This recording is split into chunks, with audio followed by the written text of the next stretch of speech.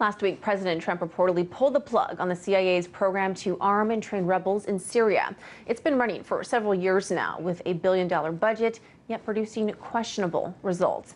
What could be a very pragmatic decision to save money has received typical overtones in the media that this represents some sort of victory to Russia. RT's Alexey Yaroshevsky reports.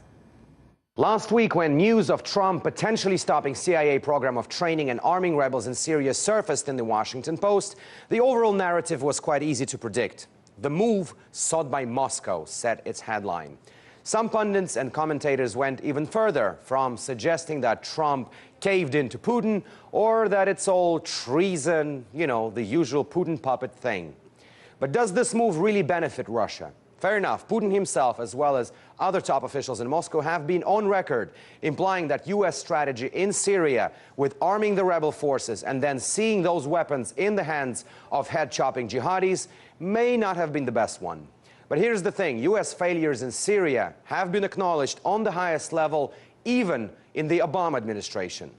As of July 3rd, we are currently training about 60 fighters. This number is much smaller than we'd hoped for at this point. In fact, DoD's much-anticipated program to train rebel fighters in Syria was scrapped by Obama and replaced with supplying the existing ones with weapons. And why? Well, because the $500 million a year program managed to produce only a handful of fighters, 4 or 5 at first, and then only 60, while expectations of fighters trained by fall 2015 was in the thousands. The CIA plan of arm and train rebels went separately from that of the DoD, and the very same Washington Post revealed that it had twice the Pentagon's budget. There's $1 billion a year, which made 1/15 of CIA's overall budget, and effectively meant that every rebel trained by the CIA cost around $100,000. And some actually believe it was all worth it. As WikiLeaks founder Julian Assange pointed out, one Washington Post reporter from whom Assange fired shots at also wrote that those rebels actually killed or wounded 100,000 Syrian government troops. One may ask, when and how did that happen, especially considering that there have been cases when the rebels supported by the CIA clashed with those trained and armed by the Pentagon. LA Times reported that in February last year, the DoD-backed Syrian Democratic Forces were kicked out from one of the towns near Aleppo by CIA-armed Fursan al-Haq militia.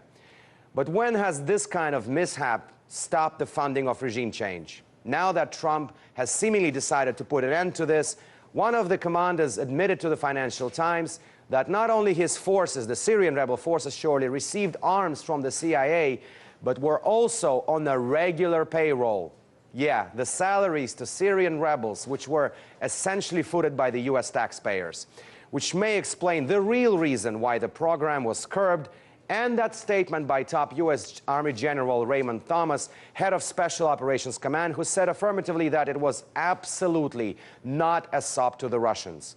But in the world of today, never let facts and cold-blooded decisions get in the way of the Russia, Russia, Russia narrative. Alexey Yaroshevsky, RT, reporting from Washington, D.C.